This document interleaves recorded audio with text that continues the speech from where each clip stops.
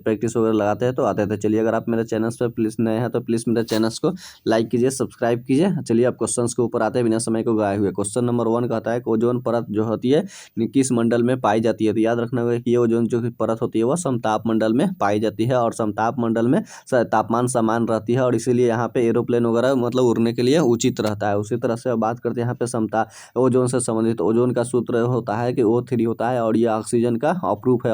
और याद रखना होगा कि ओजोन में क्या होता है कि एक सिग्मा बॉन्ड पाया जाता है और 2 पाई बॉन्ड होता है, यानी कि एक सिग्मा बॉन्ड होता है और 2 आपको पाई बॉन्ड देखने को मिलता है। उसी तरह से अगर बात करेंगे यहाँ पे ओजोन का तो याद रखो ओजोन की माप किससे की जाती है तो डॉप्सन इकाई से की जाती है। जबकि ओजोन गैस की जो महक होती है वह सड़ी हुई मछली के समान होती है। और जबकि ओजोन से संबंधित प्रोटोकॉल बना हुआ था, याद रखिएगा मॉन्ट्रियल प्रोटोकॉल 1987 में बना हुआ था। हालांकि यह 89 में लागू हो गया था। और बात यहाँ करते हैं जब मॉन्ट्रियल शहर कहाँ पड़ता है तो कनाडा में पड़ता है। ये चीज़ आपको याद रखना होगा। साथ ही साथ ओजोन जो दिवस मनाई जाती है तो याद रखना होगा 16 सितंबर को मनाई जाती है और ये 16 सितंबर 1987 में जब पहली बार हुआ था उसी समय से यह मनाया जा रहा है। बात यहाँ पे है कि हालांकि एक वियना प्रोटोकॉल भी है जो कि 1900 याद रखना होगा 85 से संबंधित है। तो 1985 वियना प्रोटोकॉल किससे संबंधित है तो ओजोन के अवक्षय से ही संबंधित है। और जबकि हमारा ओजोन परत जो परावैंगनिक किरण आती है उसे हमें मतलब वह रोकती है, यानी कहीं ना कहीं अवशोषित करने का कार्य करती है। तो ये हमने आपको ओजोन से संबंधित जो भी था हमने कुछ महत्वपूर्ण हमने आपको क्लियर करा दिया और ये आपको हमने बता दिया क्या समताप मंडल में मतलब पाई जाती है इसकी मोटी परत। चलिए अगला क्वेश्चन की ओर हम लोग बढ़ते हैं। तो अगला क्वेश्चन कहता है कि पृथ्वी के सबसे करीब में स्थित मतलब मंडल कौन सा होता है। तो सबसे करीब का मंडल में आपको देखिएगा तो ये आपका क्षोभ मंडल होता है, क्योंकि ये देख लीजिए क्या होता है कि ये हो गया आपका पृथ्वी हो गया, ये पृथ्वी हो गया और ये पृथ्वी के आसपास में ये हो गया आपका कौन सा हो गया क्षोभ मंडल हो गया। क्षोभ मंडल के ऊपर में आपका ये 2 नंबर आपको समताप हो गया, समताप से ऊपर में आपका ये मध्य मंडल हो गया और ये 4 नंबर आपका क्या हो गया आयन मंडल हो गया और 5वां नंबर पे आपको ये बाह्य मंडल देखने को मिलता है। तो इसी यही आपका क्षोभ मंडल सबसे नज़दीक होता है और इसी में और इसका घनत्व भी सबसे ज़्यादा होता है और इसी में सारी वायुमंडल वगैरह ज़्यादातर पाई जाती है। और साथ ही साथ इसमें आंधी तूफान वगैरह बारिश वगैरह गर्जन वगैरह सारे इसी में चलता है। हेलीकॉप्टर भी आपको इसी क्षोभ मंडल में ही देखने को मिलेगा। संवहनीय धाराएं वगैरह सब क्षोभ मंडल में ही पाई जाती है, तो ये याद रखना होगा। जबकि दूसरा नंबर आपका ये समताप मंडल है और समताप मंडल में यहाँ का तापमान समान रहता है और इसी में ओजोन की परत लेयर इसमें पाई जाती है। इसकी मुख्य विशेषता यही है। और 3 नंबर में आपका ये मध्य मंडल हो गया और इसमें और उसके बाद 4 नंबर पे आपका आयन मंडल हो गया। तो आयन मंडल में आपको क्या होता है सेटेलाइट वगैरह इसी में छोड़ी जाती है, उल्का पिंड वगैरह आकर यही आयन मंडल में ही आपको देखने को मिलेगा। और उसके बाद 5वां नंबर ये बाह्य मंडल हो गया।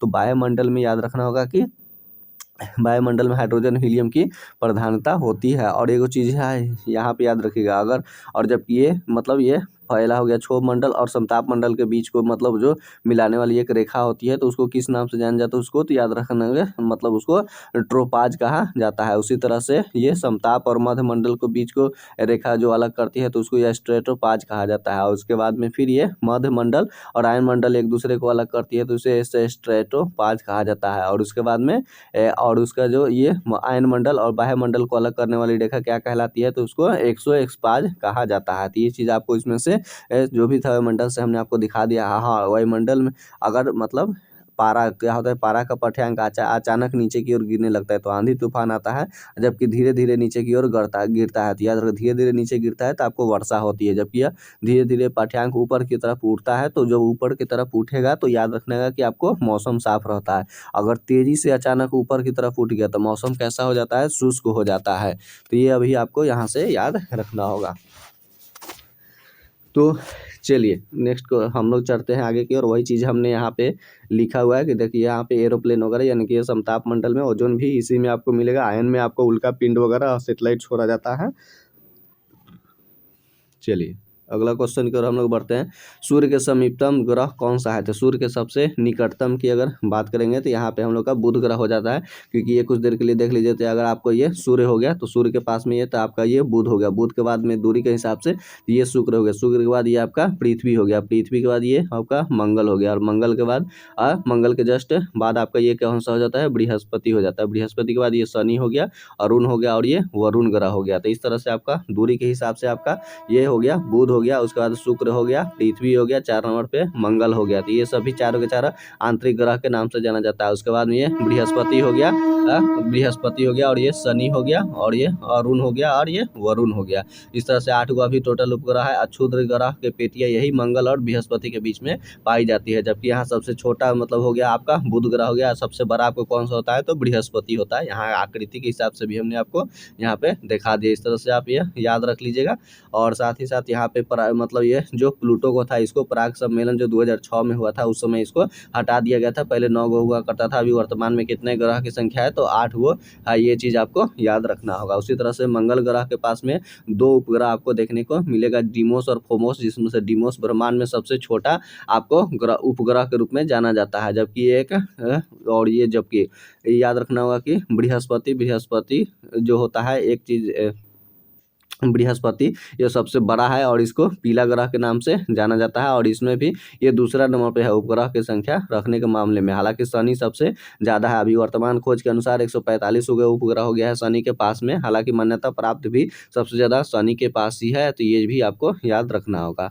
अब यहाँ पे भी कुछ मतलब जैसे कि जान लेते हैं, जैसे याद रखिएगा बुध ग्रह के पास में कोई उपग्रह नहीं है, शुक्र के पास भी कोई नहीं है यानी कि शून्य है, पृथ्वी के पास एक है यानी कि चंद्रमा, और मंगल के पास में आपको कितना मिलेगा, तो मंगल के पास में आपको 2 है, डिमोस और फोबोस हो गया। और उसके बाद बृहस्पति के पास में, तो ये आपका तो बृहस्पति के पास हमने आपको बताया या दूसरे नंबर पे है, लगभग 80 प्लस इसका भी हो गया है। और शनि का 145 के आस भी वर्तमान में देखने को मिलेगा। अरुण के पास याद रखिए कितना है, अरुण ग्रह यानी कि यूरेनस के पास 27 हो गया है। वरुण ग्रह यानी कि नेपच्यून के पास कितना उपग्रह है, तो 14 उपग्रह है। ये चीज़ आपको यहाँ से भी ध्यान रखना होगा। और हाँ, एक चीज़ और आपको बता देते हैं कि यह मंगल को तो लाल ग्रह कहा जाता है, बृहस्पति को आपको पीला ग्रह के नाम से जाना जाता है, जबकि पृथ्वी को नीला ग्रह के नाम से जानते हैं, अरुण ग्रह को यूरेनस को हरा ग्रह के रूप में जानते हैं, जबकि वरुण को नेपच्यून को ठंडा ग्रह के नाम में जाना जाता है। जबकि शुक्र ग्रह को क्या कहा जाता है, तो इसको सबसे चमकीला मतलब ग्रह के रूप में जाना जाता है, चमकीला। और इसको क्या कहा जाता है, सुबह का तारा, साँझ का तारा, भोर का तारा, और पृथ्वी के भगनी के भी नाम से जाना जाता है। ये सब चीज़ें कुछ हमने आपको काफ़ी ज़्यादा यहाँ पे कुछ रिकॉल करा दिए, जो कहीं ना कहीं आपके एग्जाम्स में आते ही रहते हैं।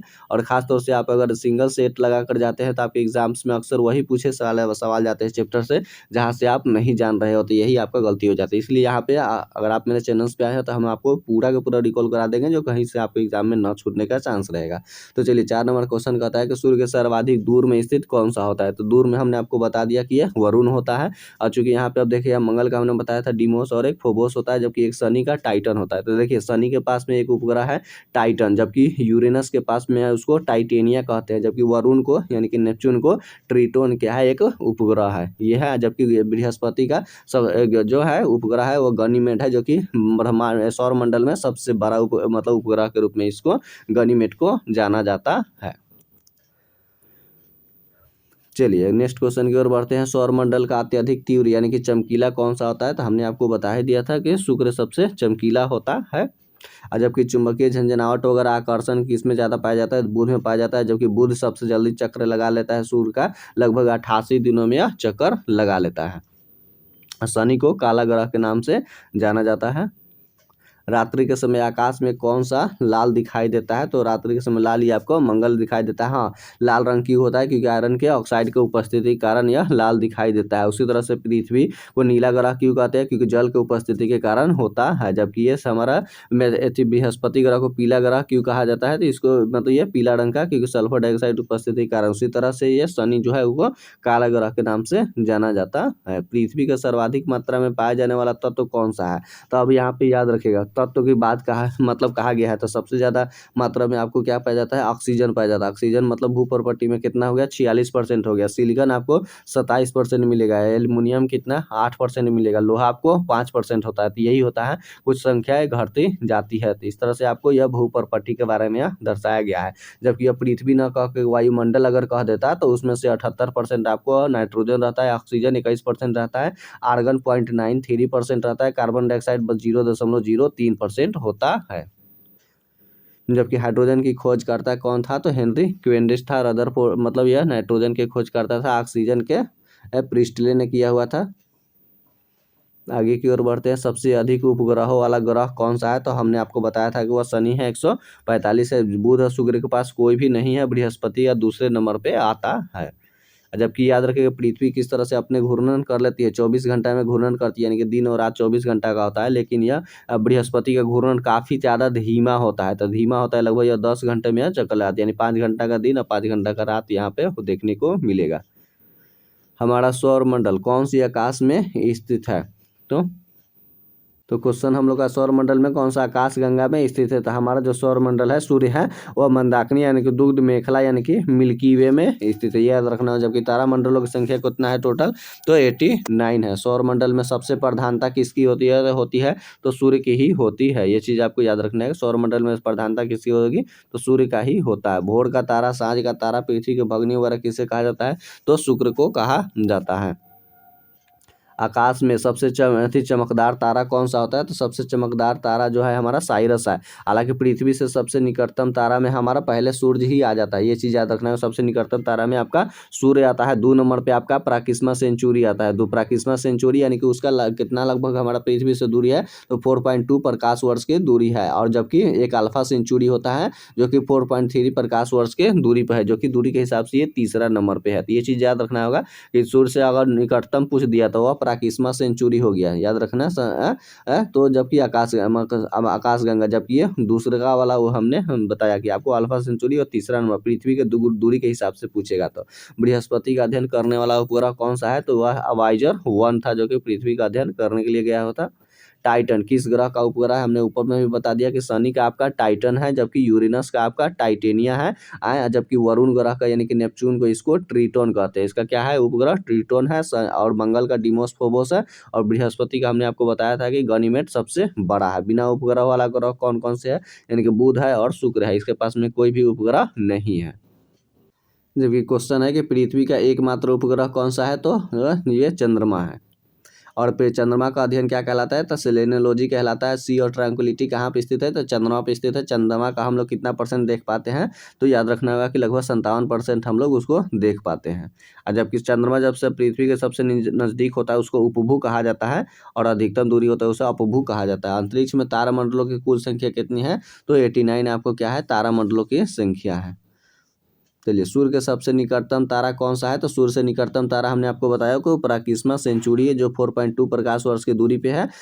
और जबकि ये दूसरा नंबर पे है अल्फा सेंचुरी है, जो कि आपको 4.3 प्रकाश वर्ष की दूरी पे आपको देखने को मिलेगा। जबकि सूर्य में याद रखिएगा नाभिकीय संलयन की अभिक्रिया होती है। इसमें हाइड्रोजन क्या होता है कि हाइड्रोजन जो है वह हीलियम में बदल जाता है। वह भी हाइड्रोजन में कौन सा होता है तो ड्यूटेरियम और ये ट्राइटियम मिलकर क्या करता है हीलियम का निर्माण कर देता है। और इसमें बहुत ज़्यादा ऊर्जा होती है। और हाइड्रोजन बम के सिद्धांत पे ही आपका हाइड्रोजन जो बम होता है वो नाभिकीय संलयन के सिद्धांत पे ही कार्य करता है।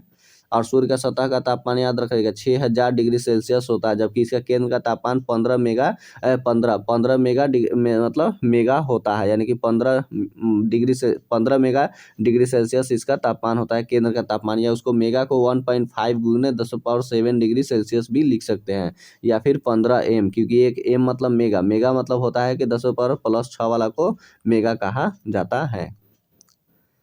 तो ये सभी क्वेश्चन हमने आपको रिकॉल कराते चल रहा हूँ। चलिए आगे की ओर देखते हैं। 18 नंबर क्वेश्चन है कि वायु में कार्बन डाइऑक्साइड की मात्रा कितनी % होती है तो कार्बन डाइऑक्साइड की मात्रा 0.03% होती है। नाइट्रोजन 78% होती है। ऑक्सीजन 21% होती है। कार्बन डाइऑक्साइड यहाँ लिखा है 0.03%। आर्गन होती है 0.93% होता है। वायुमंडल का सबसे ऊपरी परत कौन सा कहलाता है तो यह वायुमंडल कहलाता है। और ये इसमें हाइड्रोजन हीलियम की प्रधानता होती है। और उल्का पिंड वगैरह सेटेलाइट ये आपका हायन मंडल हो गया।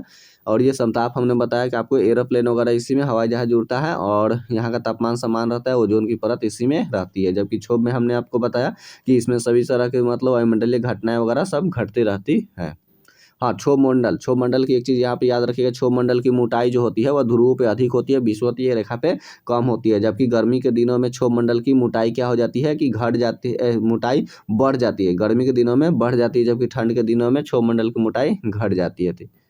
चंद्रमा के प्रकाश को पृथ्वी पर आने में कितना समय लगता है तो 1.3 सेकंड का समय लगता है, यानी कि लगभग आपको 80 सेकंड का समय लगता है। जबकि सूर्य से प्रकाश को आने में पृथ्वी पर कितना 500 सेकंड का समय लगता है, या उसको कहा जाता है 8.3 मिनट का समय लगता है। ये चीज़ भी आपको याद रखना होगा। चंद्रमा पर पृथ्वी की परिक्रमा करने में लगा समय कितना लगता है तो याद रखना होगा कि ये 27.8 27.3 दिन के यह समय लगता है उसके चक्कर लगाने में। वही करा कि चंद्रमा पृथ्वी की परिक्रमा करने में कितना समय लगाता है, तो 27.3 दिन का समय लगा देता है। और जबकि अपने अक्ष पे उसका घूर्णन 24 घंटा का रहता है, इसीलिए वह मतलब जैसे ही पृथ्वी अपना घूर्णन का पूरा करता है वैसे अपना वो भी अपना पूरा कर लेता है। इसीलिए हमेशा चंद्रमा का हम लोग एक ही भाग देख पाते हैं, जो कि और वह 57% भाग हमें टोटल दिखाई देता है। मौसमी घटनाएं वगैरह कहाँ पे सब घटती है, तो हमने आपको दिखाया गया क्षोभमंडल में। चलिए अगला क्वेश्चन की ओर बढ़ते हैं। अगला 23 नंबर क्वेश्चन क्या है कि वायु क्या है, गैसों का मिश्रण है। अब गैसों का मिश्रण में तो कौन कौन से गैस, तो nitrogen 78%, oxygen 21, argon 0.93%, carbon dioxide 0.03% होती है। ये चीज़ आपको याद रखना होगा।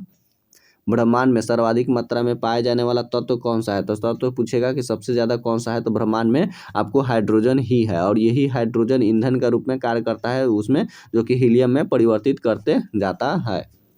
जबकि ब्रह्मांड का अध्ययन क्या कहलाता है, तो ब्रह्मांड का अध्ययन कॉस्मोलॉजी कहलाता है। और पृथ्वी को याद रखिएगा, यह क्या है आपको हम बोला आपको, ये पृथ्वी को घेरने वाले मतलब पृथ्वी के पास से घेरने वाले गैसीय आवरण को वायुमंडल कहते हैं। जबकि पृथ्वी के घेरने वाले आकाश को क्या कहा जाता है, कि ब्रह्मांड को कहा जाता है। तो पृथ्वी के बाहर घेरने वाले को आकाश अगर पूछेगा उसे ब्रह्मांड कहते हैं, गैसीय आवरण कहेगा तो उसे वायुमंडल कहते हैं। ये चीज़ भी आपको याद रखना होगा। उसी तरह से यहाँ पे क्लोरीन, इसको ब्लीचिंग में प्रयोग किया जाता है। फूलों का रंग वगैरह उड़ाने में, पानी को शुद्ध करने में भी इसका प्रयोग क्लोरीन का किया जाता है। जबकि यह है हाइड्रोजन की खोजकर्ता हेनरी कैवेंडिश था। ये चीज़ याद रखना होगा। चलिए आगे की ओर बढ़ जाता है। हाइड्रोजन सबसे हल्का तत्व के रूप में इसको मतलब जाना जाता है। परावैंगनिक किरणों की रक्षा कौन सी करता है, तो ओजोन परत करती है। हमने आपको बताया था यह, जो कि परावैंगनिक किरणों का। चलिए ओजोन का सूत्र हमने वो भी बताया था। O3 नीला ग्रह कहा जाता है, पृथ्वी को नीला ग्रह कहा जाता है, शनि को काला कहा जाता है, मंगल को लाल कहा जाता है, सूर्य को चमकीला वगैरह ये सब कहा जाता है। जबकि बृहस्पति को बृहस्पति को पीला ग्रह कहते हैं। और हाँ, यूरेनस को क्या कहा जाता है, यूरेनस को हरा ग्रह कहा जाता है। ठंडा कहेगा तो वरुण को कहा जाता है, नेपच्यून को। पृथ्वी की बहन या जुड़वा ग्रह किसे कहा जाता है, तो याद रखिएगा ये शुक्र को ही कहा जाता है, जो हमने सब कुछ बता दिया ऊपर में। चलिए ऊपर की ओर क्वेश्चन आते हैं।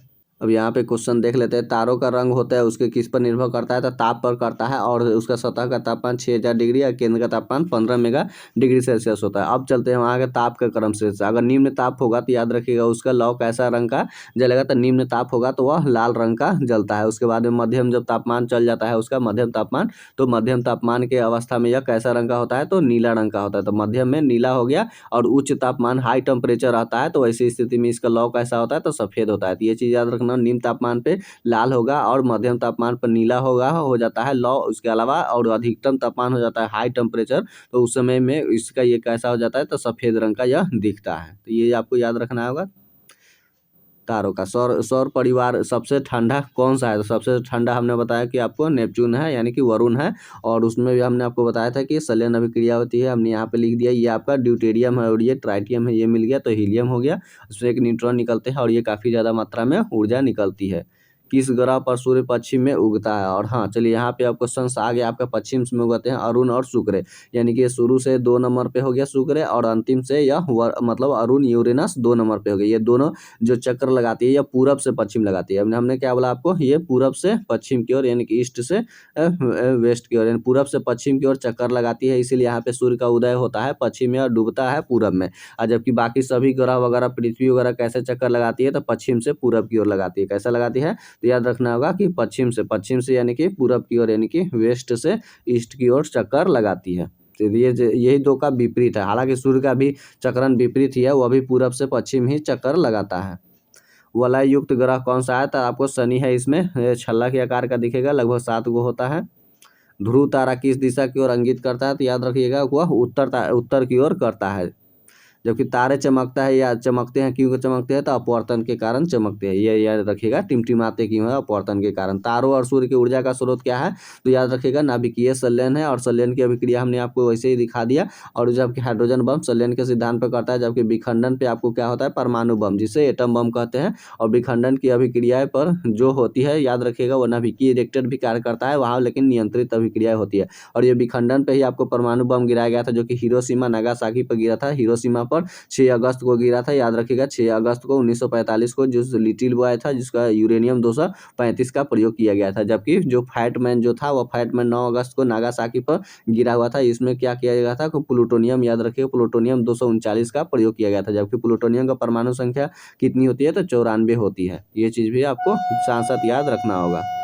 चलिए, नेपच्यून की मतलब खोज किसने किया हुआ था, तो गाले नामक व्यक्ति ने किया हुआ था। जबकि न्यूटन ने वह गुरुत्वाकर्षण का नियम दिया हुआ था और उसके साथ में बल का उन्हें परिभाषा उसने दिया हुआ था। गैलीलियो के जड़त्व का नियम को भी गैलीलियो का नियम का न्यूटन ने गति का पहला नियम दिया था, उसको जड़त्व का नियम भी कहते हैं और यह गैलीलियो के नियम से भी जाना जाता है। जबकि केपलर ने ग्रहों का गति का नियम इसने दिया हुआ था। मनुष्य में पहली बार किस वर्ष चांद पे कदम रखा हुआ था, तो याद रखिएगा वह 1969 को इसने रखा हुआ था। और याद रखिएगा जबकि भारत का इसरो भी 1969 में ही हुआ था। अपोलो 11 था, अपोलो 11 जो कि अमेरिका का था। और दूसरा व्यक्ति जो कदम रखा हुआ था उसको एल्ड्रिन नाम था। जबकि तीसरा व्यक्ति जो कि अपने अंतरिक्ष यान में ही बैठा रहा हुआ उसका नाम था कॉलिंस। याद रखिएगा पहले का नील आर्मस्ट्रांग तो आप जानबे करते हैं, दूसरा वाला एल्ड्रिन याद रखिएगा, तीसरा व्यक्ति जो कि बैठे ही रह गया थी में अपना अंतरिक्ष यान में, तो उसका कॉलिंस नाम था। चलिए, अंतरिक्ष यात्रियों का आकाश का रंग कैसा दिखाई देता है, तो याद रखिएगा वह काला रंग का दिखाई देता है। सूर्य की सतह का तापमान कितना होता है, तो वही 6000 डिग्री आपका मतलब वह केल्विन होता है। केंद्र का तापमान 1.5 × 10⁻15 डिग्री सेल्सियस होता है। सौर मंडल में सबसे छोटा सा उपग्रह कौन सा है, तो हमने आपको बताया था कि वो डिमोस है जो कि मंगल का है सबसे छोटा है। जबकि यहाँ पे देखिए आपका शनि का टाइटन यहाँ पे लिखा हुआ है। क्षुद्र ग्रह स्थित होते हैं, हाँ क्षुद्र ग्रह किसके किसके बीच होते हैं, तो यह मंगल और बृहस्पति के बीच में मतलब यह रहते हैं। तो ये आपका मंगल ग्रह हो गया और ये आपका बृहस्पति हो गया। इसी के बीच में आपका मतलब ये क्या होते हैं कि छोटे छोटे मतलब इस तरह से पिंड घूमते ही रहते थे। ये हो गया उल्का पिंड वगैरह। यही उल्का पिंड वगैरह कभी कभी पृथ्वी पे आ जाती है। हालांकि एक बार आ गया था, गिरा था, एक भारत में भी गिरा हुआ था जो कि महाराष्ट्र का जो मतलब लोनार झील है वह बना हुआ है। और एक यहाँ क्वेश्चन हमने लिखा हुआ है, एक चीज़ यहाँ पर ध्यान देखिएगा, हेलु धूमकेतु हालांकि 76 वर्षों के बाद यह दिखाई देता है और इससे पहले 1986 में दिखाई दिया था। अब यह 2062 में हमें दिखाई देगा। पृथ्वी अपने अक्ष पर घूर्णन करती है, तो यानी कि यह पश्चिम से पूर्व की ओर चक्कर लगाती है यानी कि क्लॉकवाइज, जबकि एंटी क्लॉकवाइज जो चक्कर लगाती है यानी कि पूरब से पश्चिम, तो वह शुक्र है, अरुण है, साथ ही साथ सूर्य है। तो ये भी आपको यहाँ साथ साथ याद रखना होगा।